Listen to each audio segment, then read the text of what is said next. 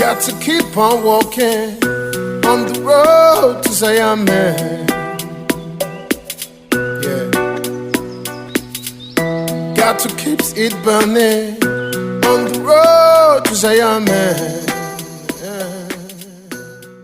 Hola oyentes de Radio Sefarad, bienvenidos a la sección Sionismo, no solo cuestión de judíos, con Luciano Mondino. ¿Qué tal, Luciano? Hola Jorge, buenas tardes. Gracias por el espacio, como siempre. No, que te agradecemos nosotros a ti que cada 2 semanas nos atiendas y ahondemos en algunos de los temas que tienen que ver con el Medio Oriente, con Israel, y en este caso, a pesar de que el foco de atención internacional está en el Estrecho de Hormuz, vamos a hablar de algo que está mucho más cerca de Israel que ese tema hoy en día, que es el Líbano, ¿no? Sí, y que además también tiene relación directa con Irán, porque en el Líbano funciona y opera todavía uno de sus brazos armados, creo que, si no el más fuerte, uno de los dos más fuertes junto con Hamas y los Hutis en Yemen, que se despliega muy cerca de la frontera norte con Israel, bien lo señalabas, es decir, cuando empezó la guerra Espadas de Hierro tras la masacre terrorista de Hamas del 7 de octubre del 2023, todos los ojos se posicionaron en la frontera norte del Líbano, también porque empezaron a llover misiles que venían justamente desde la zona del sur en una clarísima violación, una más por parte de Hezbollah, de distintas resoluciones del Consejo de Seguridad de Naciones Unidas que justamente preveían la retirada de este último por sobre las fronteras del río Litani, algo que por un mandato claro y expreso por parte de la República Islámica de Irán y la orden del propio Hassan Nasrallah, eliminado en septiembre del año 2024, si no recuerdo mal, esto se violaba justamente para pegarse a la frontera del Estado de Israel y poder ahí atacar a los civiles de esta zona. Recuerdo muchos que se tuvieron que refugiar en la zona centro del país durante mucho tiempo y ciudades del norte, todavía hoy con enormes complejidades y dificultades, tuvieron serios problemas en lo que fue la gestión de su seguridad, esto obligando a Israel a tener que intervenir con la Fuerza Aérea a partir del verano del 2024, pero también con operaciones e incursiones terrestres que con distintas frecuencias ha sostenido hasta el día de hoy. Pero curiosamente, cuando íbamos ya encarando las conversaciones entre Irán y los Estados Unidos en Pakistán, en Islamabad, que hubo además un recibimiento muy interesante por parte del gobierno de Pakistán. De hecho, fue el ministro de Defensa, si no recuerdo mal, que recibió a la delegación de los Estados Unidos vestido de civil, pero hizo lo propio con la delegación de Irán, y en vez de recibirlos como un civil, los recibió con ropa militar, un poco mostrando lo que había sido lo que era la antesala de este acuerdo que llegaba a Islamabad tras 40 días de guerra, de campaña militar que lleva adelante Israel y los Estados Unidos. En ese proceso nos encontramos con la posibilidad de una normalización o por lo menos algún contacto diplomático entre Israel y el Estado del Líbano. Líbano que viene desde hace mucho tiempo en caída libre. De hecho, podríamos afirmar en muchas instancias de la sociedad libanesa que el Líbano representa realmente un Estado fallido en muchas cuestiones por su incapacidad de controlar ya sea la economía o el propio territorio, pero también por la disgregación que hay, por culpa también de Hezbollah y del propio Irán, en un sistema político que es verdaderamente complejo. Hay que saber que en el Líbano, para quien no lo conozca, la repartición de cargos políticos se da conforme esa repartición confesional o societaria dentro del propio Líbano. Es decir, hay funciones que están reservadas para los cristianos maronitas, quienes eran mayoría hasta antes de la guerra civil de los 70, cuando enfrentó especialmente a los sectores en ese entonces que tenían que ver con Siria, la OLP, un poco de lo que fue la historia del Líbano de los 70, los musulmanes sunitas y también los musulmanes chiitas que tenían representación en este caso en el Parlamento, dejando la presidencia para los cristianos, el actual Joseph Aoun, y el cargo del primer ministro para los musulmanes sunitas. Este último, obviamente, con cierta tensión constante con los grupos chiitas. Como si esto fuera poco, la guerra trajo otra dificultad y que ha sido los desplazamientos dentro del Líbano. A medida que la intervención militar de Israel se acrecentaba, especialmente cuando todas las señales y las alertas estaban claros antes de la operación militar que se inicia el 28 de febrero. Quedaba muy claro que si Hezbollah se unía a Irán a atacar a Israel, la respuesta de Jerusalén iba a ser implacable e iba a ir justamente por la desarticulación total de lo que quedaba en pie de Hezbollah, que no era poco, pero que obviamente no es una situación comparable a lo que Hezbollah tenía hasta el año 2023.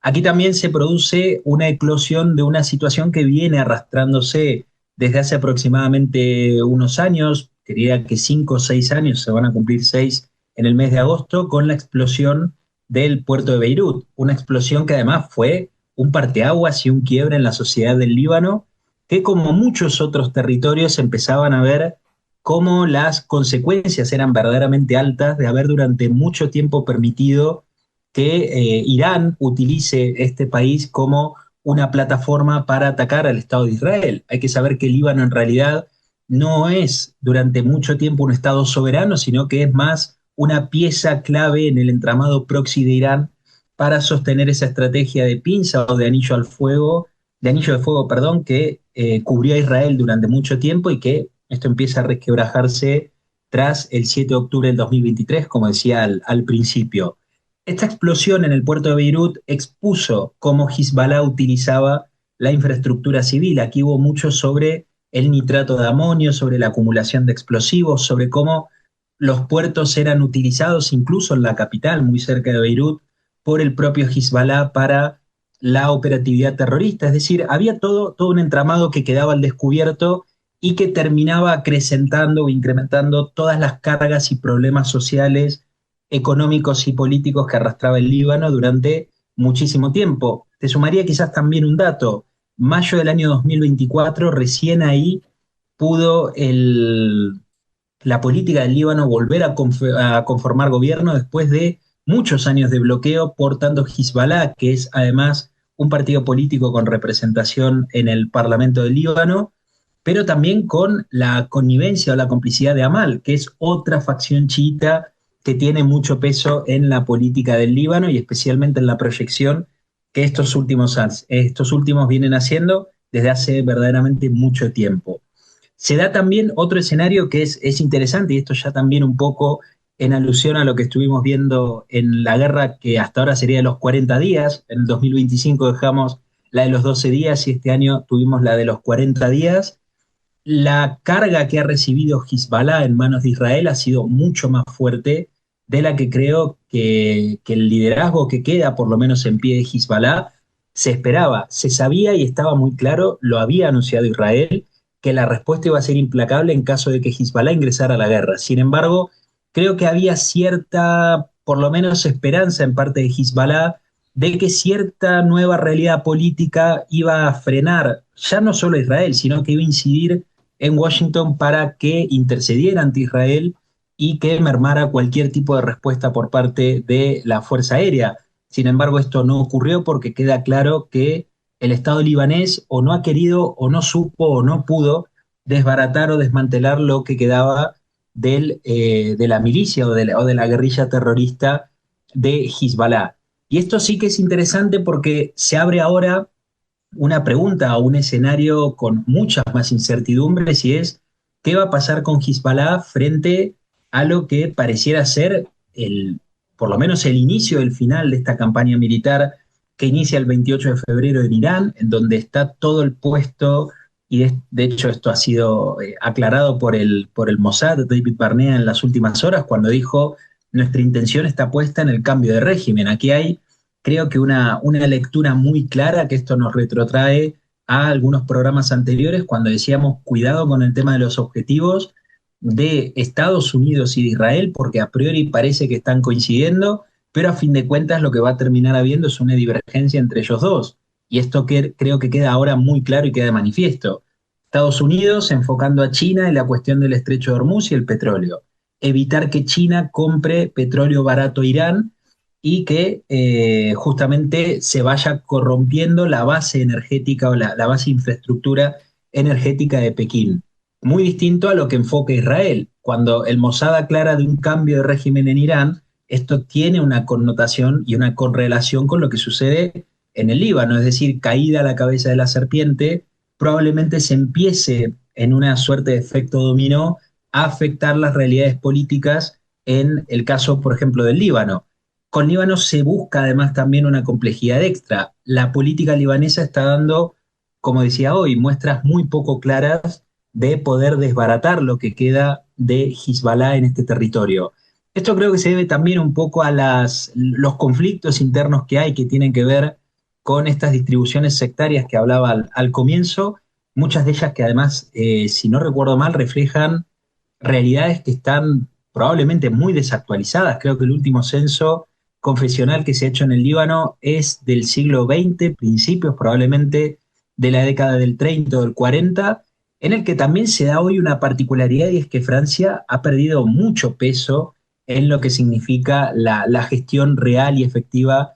de la política libanesa. Es decir, poco quedaba como para que esta política pudiera desarmar a Hezbollah sin la presencia militar de Israel. Creo que esto también un poco lleva a la incertidumbre y la falta de confianza que hay respecto a la efectividad que pueda tener el gobierno de Joseph aún de poder por lo menos trabajar en un proceso de desmilitarización. Hay en esto una cuestión que me parece también interesante que se empieza a marcar a partir de ahora y es los esfuerzos que se pueden justamente desarrollar para lo que sería el desarme final del grupo Hezbollah puntualmente en el Líbano. Esto creo que hay un interés manifiesto, aunque no desprovisto de complejidades, entre el propio Israel y el propio Estado libanés. Sin embargo, hay que buscar qué medidas se pueden adoptar o qué modelos de desarme, de movilización y, por supuesto, una reintegración política para promover algo efectivo en el terreno, especialmente quitar del medio a Hezbollah y convertir al Líbano en una opción viable, realista y que pueda llegar a compartir algún interés en común con el Estado de Israel. Hace unos años se había hablado de una delimitación territorial marítima, puertos, alguna zona de gas compartida, entre otras. Y cuando justamente empezamos a investigar o buscamos estas alternativas, vemos que justamente todos los caminos empiezan a apuntar a una posición no permanente, pero sí mucho más prolongada en el tiempo por parte del ejército de Israel. Algo que hay que ver si Washington va a dar finalmente el visto bueno, si hay realmente un factor que es el de Siria, que ahora en lo siguiente voy a ahondar un poquitito,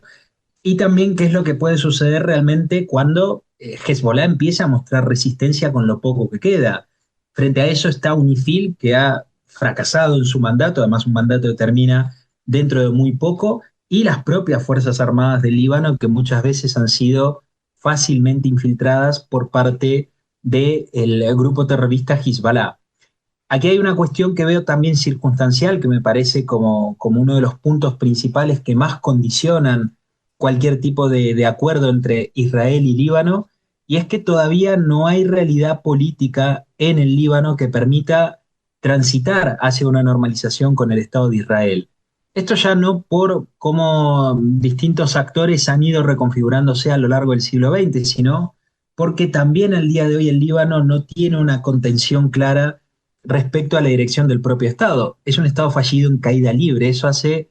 que mucha de la infraestructura crítica del país, ya no solo hablando de cuestiones tangibles, sino como también la red financiera, por ejemplo, dentro del Líbano está fuertemente infiltrada por Hezbollah, que utiliza casas de cambio por Beirut o en distintas zonas del sur del país para justamente triangular y lavar dinero que luego termina siendo lo que financia todas sus actividades terroristas dentro y fuera también del territorio libanés. Con esto obviamente se va a armar o se empieza a confeccionar cómo ese proceso de desarme lo va a llevar. ¿Quién lo va a llevar adelante? El ejército de Israel dentro del propio territorio libanés, con las complejidades y los peligros que esto representaría, o bien se va a instar a una nueva reconfiguración del ejército en el caso del Líbano, una vez terminado probablemente el mandato de UNIFIL de aquí a un tiempo, pero que sin dudas pone un poco en duda esto, ¿no? ¿Cómo va a ser esta idea del desarme si realmente se va a poder producir o no. Veremos finalmente el caso de Siria. Un poco lo hablábamos antes de empezar el programa, pero el caso de Siria creo que es uno de los elementos más interesantes que está teniendo hoy, en cuanto se ha reconfigurado mucho en muy poquito tiempo, si vemos cambios dramáticos que ha habido en la política de Damasco, ya no solo de cara a Israel, porque con esto también creo que hay una a veces errada lectura o interpretación sobre lo que significan acuerdos de normalización o de paz. De repente un acuerdo de seguridad, de coordinación de control de fronteras entre el Estado de Israel y Siria es un equivalente a la firma de los acuerdos de Abraham del año 2020 entre Emiratos Árabes Unidos y el Estado de Israel. Es decir, no tenemos que pensar la paz solo como una mesa cuadrada de negociación en la cual los enviados diplomáticos se toman de las manos y firman la paz. A veces la paz es entendimiento sobre cuestiones tangibles y países como Siria, y esto tiene una correlación en Líbano, tiene una necesidad imperiosa de controlar sus fronteras por tráfico de armamentos, por la propia presencia de Hezbollah en el Líbano, que en Siria todavía creo que hay muchas cuentas pendientes por parte del propio Ahmed al-Sharaa, que es el presidente de Siria, para con Hezbollah, y que hay obviamente una administración en Damasco que, a diferencia de 2 años atrás, está teniendo cierto acercamiento con la administración Trump, y eso creo que es aceptado por los propios enviados de Washington cuando le dan mucho peso a Ahmed al-Sharaa, que empieza ahora incluso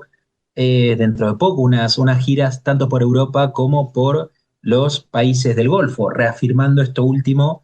a lo que sería este eje sunita que empieza a cobrar mucha más fuerza a medida que el eje chiita comandado por Irán empieza a declinar. Dos o tres cosas respecto a Siria como para ir cerrando también, que tiene relación con Líbano. Hace unas semanas atrás, la propia administración Trump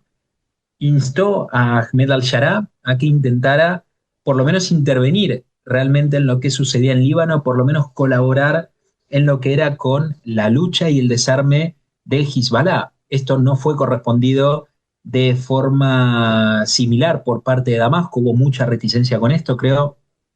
que hay una clara lectura que tenemos que hacer respecto a ello, y es que 2 años después, casi 2 años después de haber tomado el poder, Ahmed al-Sharaa dirige un gobierno que no tiene el control territorial completo de Siria y lo obliga a tener que focalizar muchas veces en cuestiones de control interno en todos los grupos sectarios que hay dentro de Siria, todo este choque de identidades que hay dentro del territorio sirio, y no enfocarse tanto en asuntos que, si bien inciden a los asuntos nacionales de Siria, no tienen por lo menos una percepción de amenaza inmediata que obligue a las fuerzas sirias a intervenir en el Líbano. Hay un segundo punto que es de limitación práctica y fáctica de la realidad. El ejército sirio necesita o está en vistas de una reestructuración muy grande. Hay que ver en este punto Israel hasta qué límite puede permitir la reestructuración o no del gobierno de Siria, habida cuenta también de la inestabilidad que hay respecto a esto, pero a priori se podría decir que Siria no está en los planes de una intervención inmediata en el Líbano que garantice de forma real el desarme, o por lo menos lo que queda de la desarticulación de Hezbollah. Veremos si hay finalmente o no una presión por parte de la administración de Estados Unidos. Queda el interrogante de qué va a pasar finalmente con Irán, si el régimen de los ayatolá cae, y cae con todo, cae consigo también todos estos elementos proxies, y si realmente la política en el Líbano va a estar de acuerdo o no y está en condiciones de poder aportar una salida convincente y real a lo que significa el problema de Hezbollah al día de hoy. Bueno, tal como lo estás explicando, pues quedan muchos interrogantes, y justamente por eso también me imagino que la propuesta de cese del fuego entre Israel y Líbano tiene también sus inconvenientes, a pesar de que